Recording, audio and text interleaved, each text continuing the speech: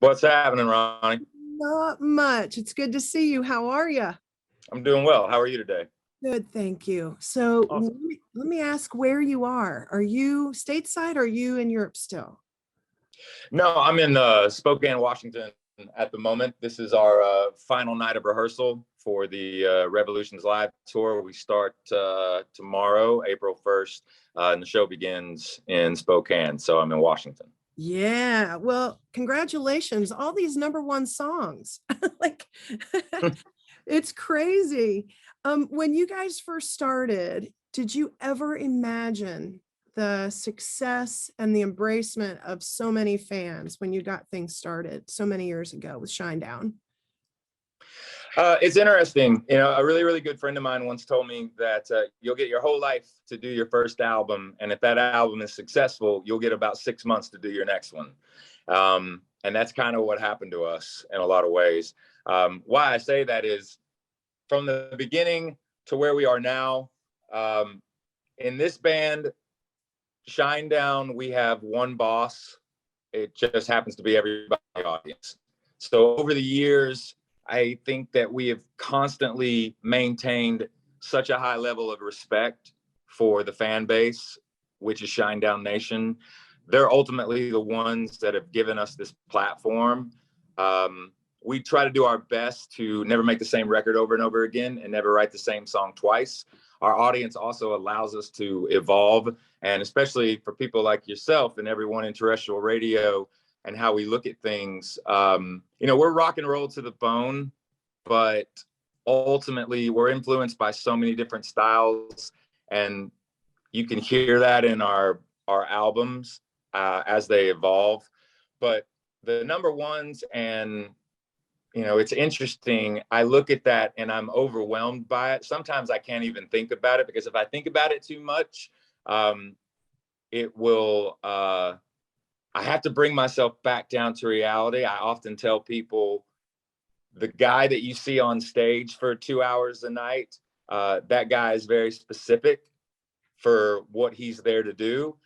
And the person that you're talking to right now, that's me the rest of the 22 hours out of the day. So I try to find a balance between the two things, just from a psychological standpoint. If I think about that too much, it'll freak me out. Yeah. Well, I mean, and your songs just resonate with people, and it has been that way since the very beginning. I mean, I was just realizing Amaryllis turned 10 and I went, what?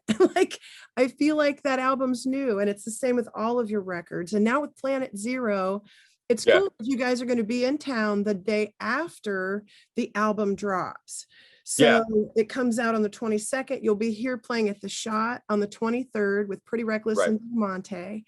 So we're going to get to have just a short amount of time to really rock the rest of the songs on the record. But let's talk a little bit about that Planet Zero video. That thing is sick. Talk about kind of the message in that. That was incredibly cool to watch. I mean, really, really amazing. How did you guys come together with the idea, and what's the message in it all? So the interesting thing about, I have to kind of preface some of it. The reality is that if you go all the way back to 2020, at the height of the pandemic, ultimately what was going on with us at that point in time, me and Zach Myers have a project called Smith and Myers. We were finishing up a double album in January of 2020. And then obviously when March hit, everybody went inside with the lockdown. But immediately, because as a band, we never went inside during the pandemic. We were trying to educate ourselves into what was going on. And at that point in time, we had reached out to an incredible organization, which is called Direct Relief, with the Atlas Falls campaign, which helped between us and them, basically raising over $500,000 for COVID-19 response with them during the height of the pandemic. In June of 2020, I left, got to South Carolina. We began the process of writing what would become Planet Zero. But I remember sitting down in front of Eric, and as we were looking at everything, we had an idea to maybe use the crystal ball method, which is you write for the future, meaning you write kind of a couple of years ahead of time. because me and Eric were looking at each other going, nobody's going to want to relive this. They're not going to want to talk about this time in human history. They're going to want their lives back. We need to move forward. But the reality was that at that point in time, it just continued to snowball with everything that was going on in the world, from from a mental health standpoint, from a physical standpoint, from an ecological standpoint. Oftentimes people will say that the internet is undefeated. It's not true. Mother Nature is undefeated. And I remember Eric looking at me and saying, it feels like we're on planet zero. And it resonated with me because it felt like everything had been zeroed out, because the last 6 records, that is through experience and through life lessons and just being a part of the journey. What makes this record different is that we wrote this record in real time with everything that was going on in the world, because the entire world was going through all of this. We were all going through it together. Yeah. And it was very, for us, we could see that the crystal ball method wasn't going to work. And I think if you were to ask anybody to describe the band in one word, they would tell you honest. We have to be forthcoming with how we write this material and how we present ourselves and how we put ourselves out there. But with Planet Zero, that song was also about everything that was going on in the screen and how things were being played out with just people's opinions, with the different avenues for social media, with the news, with the political aspects of how polarizing everything had become. And Planet Zero is a lot about telling the truth. And even if you don't think that we can handle it as citizens and what have you, and it's just human beings, we're all occupying this planet together. So the dynamic of the video when we were coming into it, because for people that don't know, the last album, Attention, Attention, was mixed, engineered, and produced by our bass player, Eric Bass. Planet Zero is engineered, mixed, and produced by him as well. And so Siren, which is the AI that you hear inside of the record, is a very necessary focal point of how the record transitions and how you go into each different song and where this story, not really story, like how this dystopian possible future for everybody has been created. So the dynamic of Planet Zero with the video was to show this kind of what's real, what's not, what's actually AI. The female in the video, in the beginning, you're kind of wondering what's actually going on here. And then you realize towards the back half of the video that she's not real. Yeah. She's digital. She's digital. She's been placed almost like she was planted to mess with you. Yeah. So there's this awakening that happens between the 4 of us, and it symbolizes more than anything that you have to remember that you should be in control of the machines. The machines don't need to be in control of you. Correct. Yes. And you've said too, the songs on this album are not for the weak of heart. So you're aggressively going right after topical stuff. Can you talk a little bit about some of the other songs and some of those things? Yeah, I mean, the other side of it too is you have to understand that we're a band that's been talking about mental health for the better part of 2 decades.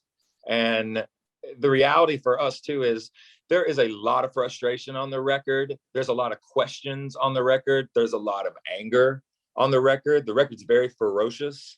But there's this other side of the record, which is a very hopeful side. There's a very triumphant side of the record. There's also a lot of strength in the record, because inherently this entire album is a humanitarian record.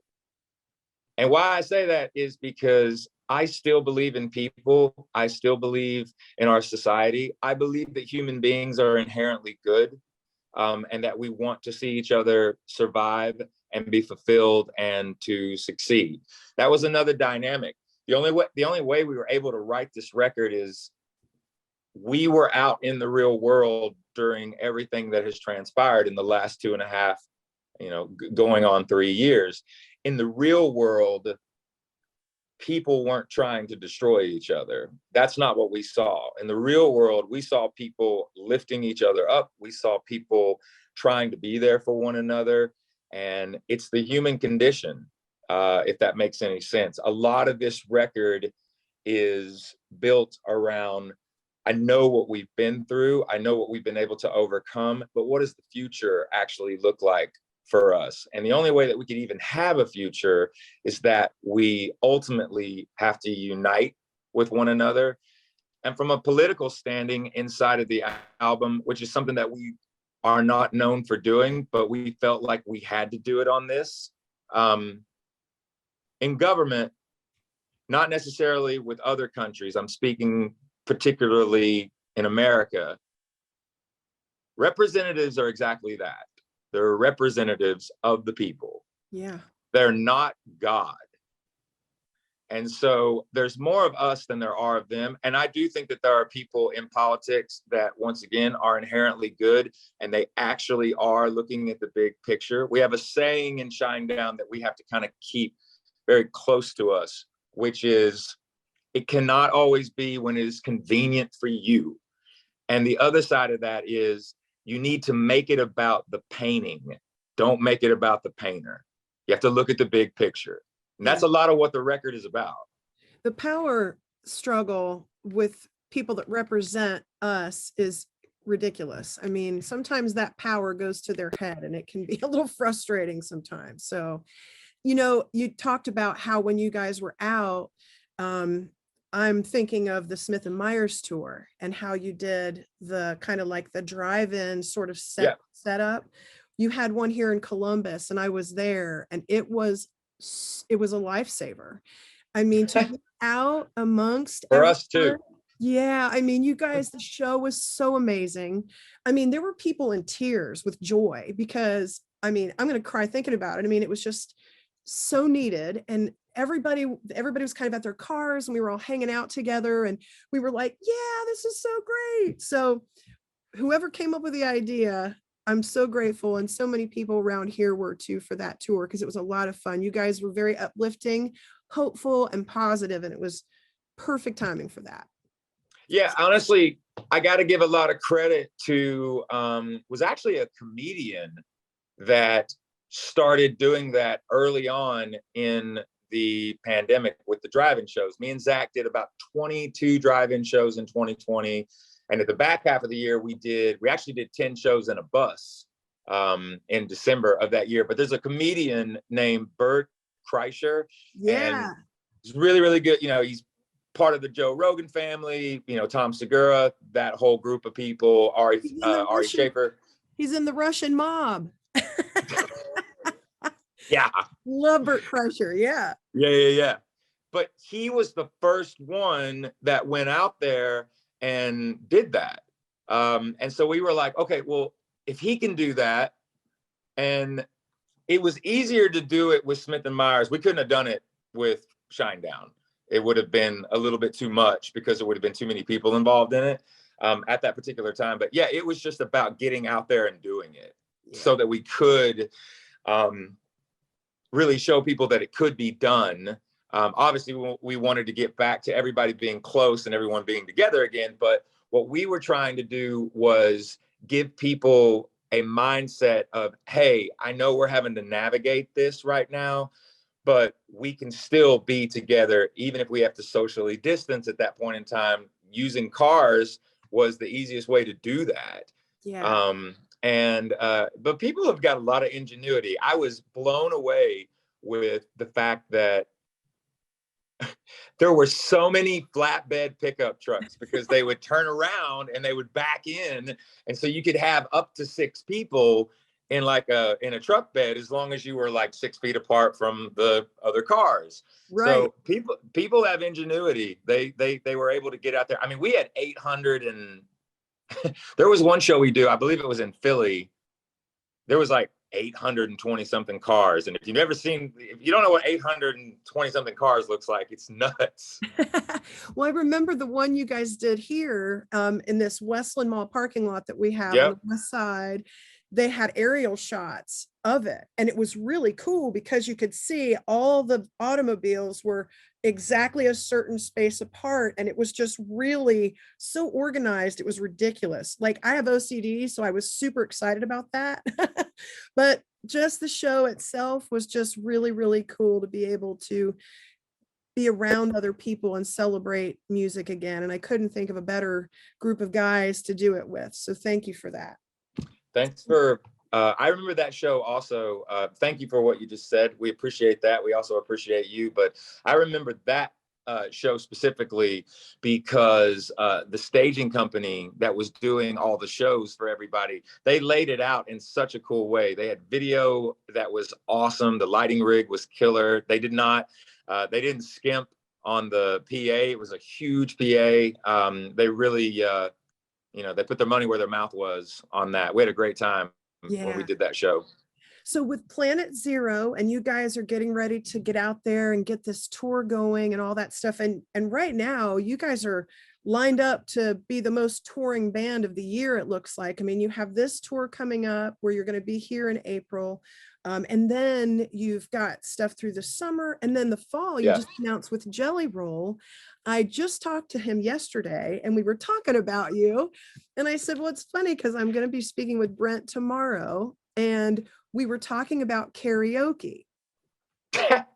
So I wanted to ask you, I said Sublime Santeria was mine. He said Bob Seger. If you karaoke, Brent, what is your go-to karaoke? Probably Queen. Anything Queen, I'm into doing. Right on. So I'll tell you a funny story though. There was this one time we were in North Dakota, and this was probably 2008, something like that. And I never do karaoke. And we were in this bar, and they had a karaoke machine. There's probably like 10 people in this bar. And it was like me and Zach, and I think Barry was with us. But I ended up, this was back in the day when I used to drink. I don't drink anymore because I'm terrible at karaoke. But I go up there, and they had our version of Simple Man, and I had a hood on, and I went up and sang it. And I was so drunk though that I was trying to sing our own rendition of it, and the bartender yells out, "You suck!" Oh my God.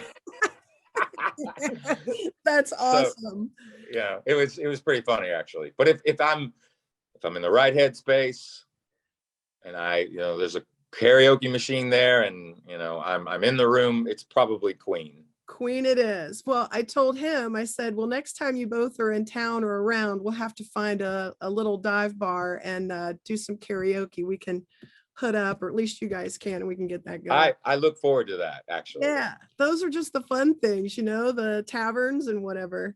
Absolutely. But let me just ask you, with the touring and all that stuff, and with the new album, what is it when you finally, I know it's all just kind of getting started, but when you finally get home, what is the one thing that you look forward to? Like when you get home and you kick your feet up, you're like, oh, okay.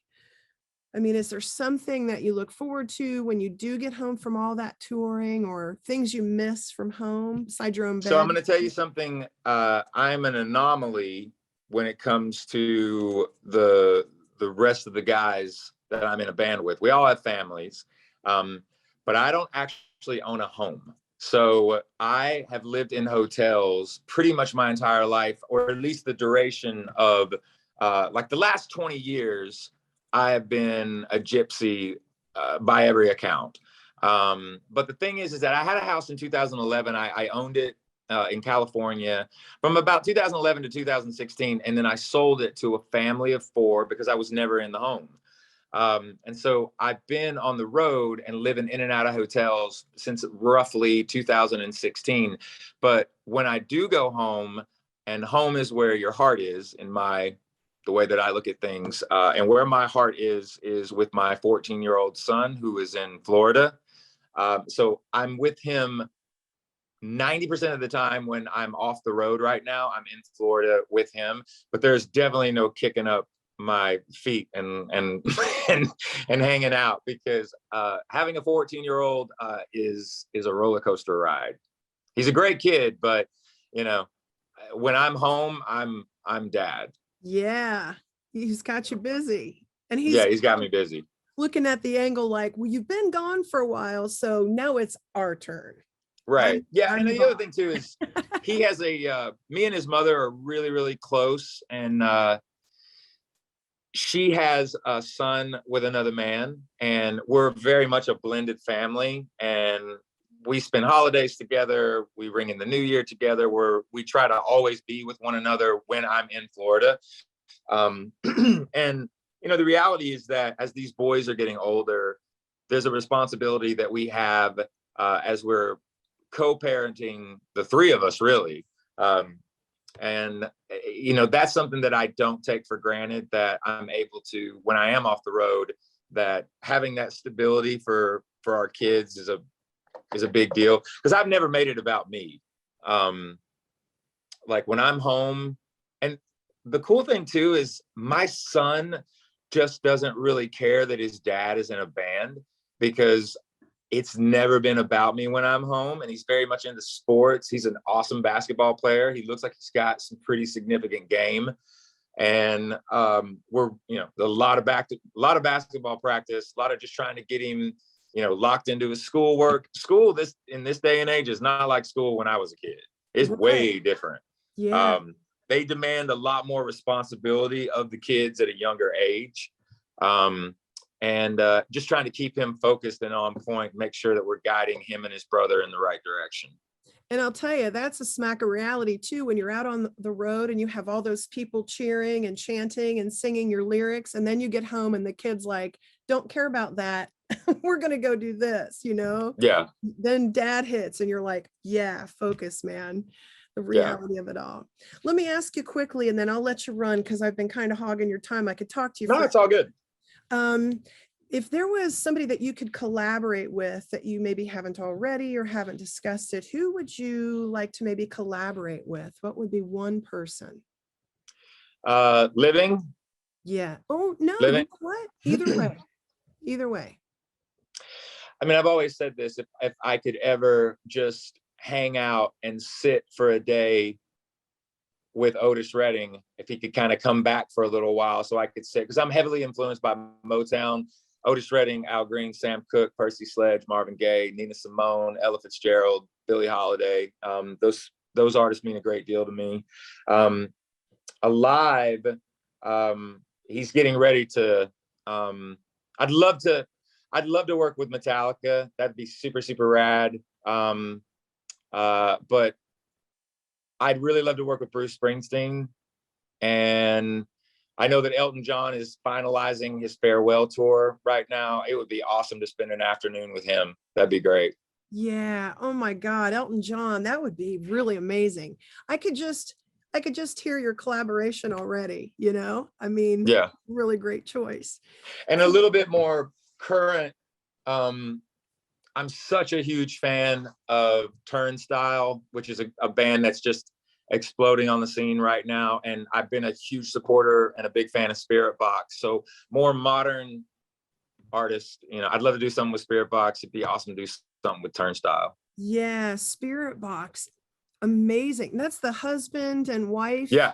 Mm-hmm. And they were supposed to go tour with Limp Bizkit. Didn't you do a little financial help? Wasn't that you? Did you? Yeah. I mean, that was nothing that I didn't do that because I tried to do it on the down low, actually, as much as I could. But no, yeah, they were supposed to do like 20, I think it was close to like 20 days on the road with them. Unfortunately, because of COVID, that tour had gotten canceled, and I saw that it had gotten canceled. And if anybody knows, when you're starting out like that, the money is really tight, and you got to literally make sure that every single penny is accounted for. And I just saw that they got a raw deal. Not that it was Limp Bizkit's fault or anything like that. It was just something that happened because of COVID restrictions. Yeah. But I know how it feels to start out. So yeah, I contacted my business manager. She contacted theirs. And I just was trying to cushion the blow a little bit for them. You pay it forward in life. Yeah, and that was a really cool thing, and you can't hide a kind gesture like that. That was really cool of you to do that. Well, listen, I won't keep you any longer. I'll ask you one last question. Sure. And when you are hanging out with the band, who's the one that like cooks? Who's the first one to maybe bring out the acoustic guitar? That kind of stuff. The first one, the one that cooks the most is Barry, but Zach's actually kind of coming up. He's on his, kind of Zach's kind of on Barry's heels at the moment. Like, Zach is amazing at barbecue and just everything on a grill. So is Barry. So those two guys probably are the ones in regards to the cooks. Zach is definitely the one that brings out the acoustic guitar first. That's definitely him. Eric is probably the one that is a bit more introverted on tour. He's always working on something musical. So he's always got a Pro Tools rig out. Very, very little downtime. A lot of times he's working on something up until an hour out from set time. Like, he has to be doing something at all times. And I'm probably the one that's always conducting business because I'm always about a year ahead with everything that we're doing. So it's a good balance for the most part. As you get older, because for us, we just look at age as a number. We're super conditioned when we get out on the road. We really, really focus on making sure that the shows every single night are at our optimal level. So there's a lot of consistency on the road with our diet, how we work out every day to get ready for the show, things of that nature. But we also laugh a lot. Like, we're constantly pranking one another and laughing and telling jokes. And there's a lot of smiles, not only with just the band, but also with the crew. You have to keep it lighthearted out there because when we go on stage, the show is very intense. Right. So, and you're going through a lot of emotional elements. So you got to keep it lighthearted on the road. I think that would be something that people are a little bit surprised by. Like, maybe they think that it's a bit more serious all the time. We laugh a lot on the road. It's funny because the back and forth with you and Zach, even just on the Smith and Myers tour, was hilarious. I mean, you could tell you guys kind of poke each other, and it kind of ran through his guys too, the guys that played with you. You could kind of see that there was that camaraderie and that brother bond there, which was really cool. And you can see that in a Shinedown show too. Yeah, I mean, make no mistake, Shinedown is always the priority. When Zach came to me, I think it was roughly 2014 when we put that Smith and Myers double EP out digitally. I just kind of thought that would be the last of that. We would kind of like do that for the fans. And then, because it was more about, people had asked us over the years, like, because of the Simple Man cover, because Shinedown isn't a cover band. That's the only one that we do. And people were like, hey, would you ever do this song acoustic, or would you do this or this or this? And I'm like, well, not in Shinedown. And then Zach came to me and said, why don't we'll let the fans pick it, and we'll do like 10 songs from other artists, kind of like just me and you doing an acoustic. And I was like, well, what are we going to call it? And he said, we'll use our last names. We'll call it Smith and Myers. And I said, we sound like a law firm or a bakery. And he was like, well, not taking it too seriously.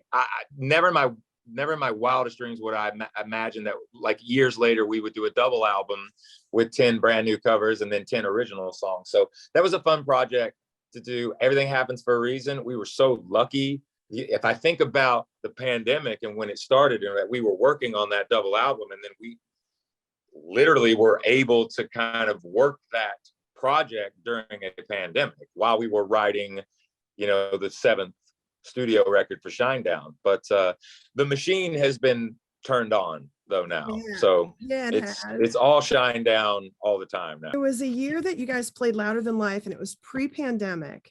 And it was really cool because Leonard Skinner was playing on a stage down in the back area of the venue in Louisville, Kentucky. And you guys were scheduled to start at a certain time, and you wouldn't start until their set was over. I don't know if you remember that or not, but everybody was kind of like, boy, Shinedown was supposed to start like a minute ago. Like, it's been a minute. And you came out and actually said, you know, Leonard Skinner, we love them, and we didn't want to be playing at the same time they were on stage. And I just, that was one of the coolest things. And that's resonated with me, and the style that you guys have, and your style is, you know, you're super respectful and just super excited about the music and the people, and you appreciate. That was just something that stuck with me for the longest time. So I just I'll tell you a quick story, and I'll make it quick. Right. We were doing Welcome to Rockville in Jacksonville, Florida, where obviously Leonard Skinner is from. And on top of that too, it's where we formulated and formed Shinedown in Jacksonville, Florida in 2001. So our estate is Jacksonville. So we were doing Welcome to Rockville in Jacksonville, which is a huge festival. It's about 35,000. And it's one stage. And Leonard Skinner was on the same day we were, and they were the headliner, and we were right before them. So I actually walked into Johnny's dressing room and the boys, and I said, hey, and we know each other really well. And I was like, we're going on before you. You guys are the headliner. Are you okay if we do Simple Man? And he like looked at me and he was like, are you kidding? And I'm like, I just want to ask because I know you're going on after us. And he was like, absolutely do it. And so, you know, I just needed to get his blessing from it. And so when we did it, obviously we did our set, we let them know, you know, we talked about them before we sang it, and then we sang it, finished our set. And then I wanted to watch Skinner that night because I very rarely get a chance to be on a festival with them, and also very rarely get a chance to watch their whole show. And I know they didn't know that I was there, like watching probably, or maybe they did, but the most rock and roll thing happened when it was time for them to do Simple Man. They were like, y'all having a good time still? Doing the whole thing with the audience, what have you. He's like, we're going to play you a song right now. We're going to play you a Shinedown song. We're going to play you a Shinedown song. And they played Simple Man. And I was like, what is happening right now? I was like, this is crazy. You know, it was just so cool that like they did it like that. I thought I was beside myself when they did that. That is amazing. It kind of makes me think about that story, makes me think about when I watched you guys bring Jelly Roll on stage with you. And oh yeah, so excited. He was like this little kid.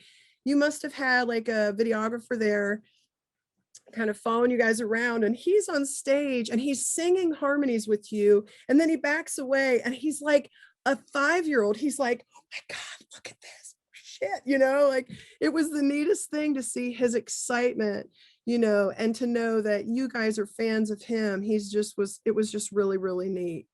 Huge fans of his. That was the first time that we met one another, and you know, we just went up to him and said, hey, you want to come up and do it with us? And he was like, absolutely. And so he came up and he got up there and killed it.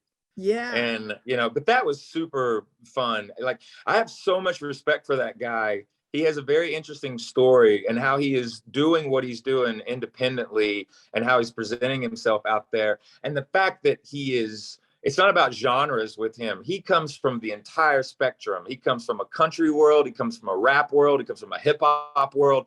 He comes from a metal background, a rock background. Like, he's so versatile, and he's just an extraordinarily talented individual. And the same thing with that tour that we're doing later on this year with him. We're also bringing a guy out who's a younger guy named John Harvey, who's just amazing at what he does. So we just wanted to tour with people this year that we were fans of. That's one of the reasons why Diamante and Taylor from the Pretty Reckless, we were finally able to put this tour together, because those are the people that we wanted to tour with. So we've got some really cool stuff going on this year. We've been touring with Aaron Jones. We got a couple more shows with him this year in Canada. So we're just really into being on tour with people that we're fans of.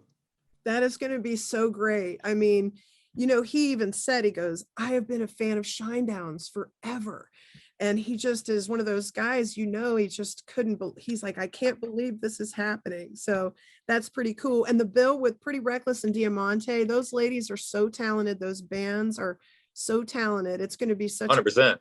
So, well, listen, I could talk to you all afternoon, and I am really grateful of your time. I don't know if you have any kind of final words to the fans of Columbus or Shinedown fans in general as you get set to release Planet Zero on the 22nd and Rock Columbus on the 23rd.